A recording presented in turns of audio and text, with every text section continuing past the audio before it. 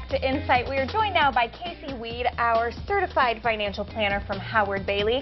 He's joining us every Friday, and thank goodness because we need it. Yes, we definitely need help. Casey, let's jump right in and talk about what type of market you feel we are in today.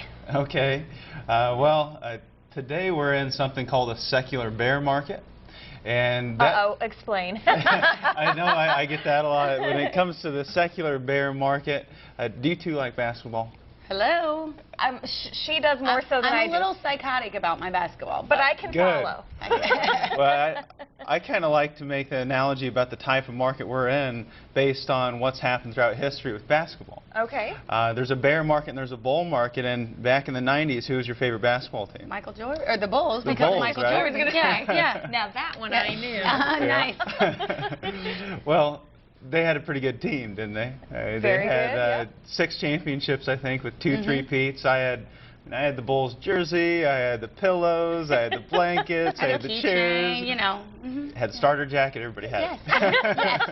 Oh, I just went back to someplace I shouldn't have. And they had a pretty great team. They had Michael Jordan, of course, but not only Michael, they also had Horace Grant, B.J. Armstrong, Scottie Pippen, Dennis Rodman, Phil Jackson. She's lost now. No, you lost me at the players, but keep going. They had some great players. That was the moral of the story, and they had a great time in a great decade. And the market did too. Market had a lot going for it during that period of time. That was a bull market we were in.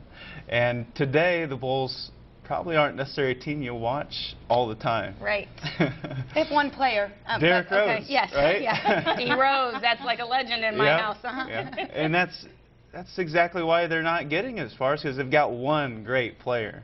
And so that's kind of like the market we have today.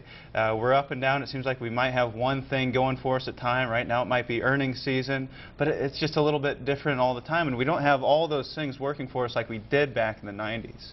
So what do we do? Well, we can't do what we did in the 90s, can we? We have to have a different strategy. Okay. We can't play the same game that we played back in the 80s and 90s because the market's up, it's down, and we've got to be more strategic, we've got to be more active, and we've got to look for income. It's very important in this environment. If the market's not doing all that much as a whole, we have to be actively out there searching for places to pick up dividends, yield, income. And that's really the changes that need to be made.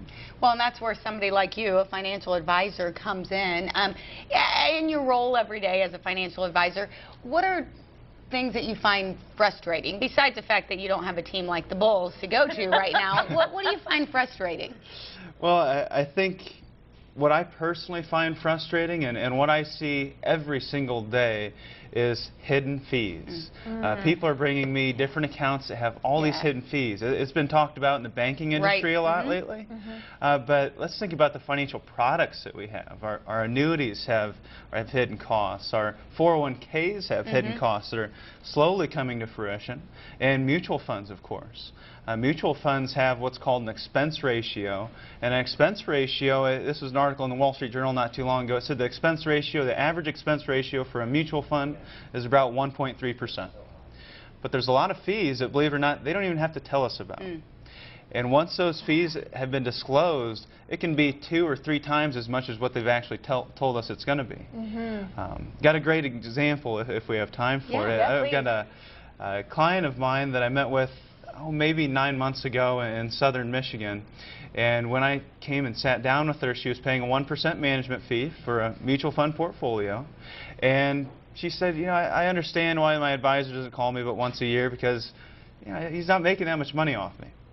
And so actually, after we were able to break that portfolio open, we saw about 2.5% in mutual fund costs and expenses, along with the 1% management fee. And with that 3.5% annual ongoing cost, there's no wonder she wasn't making any return.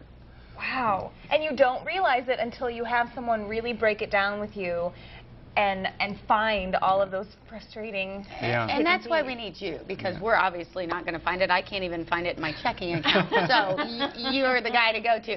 And if you have a question, you can send an email to info@howardbailey.com. We may answer it on a future segment. Or go to our website, incnow.tv, click on that features tab, and you can find Financial Fridays, and Casey's got all sorts of tips for you there. He'll be back again next Friday so we can talk about what to do with our money. We'll be right back on Insight.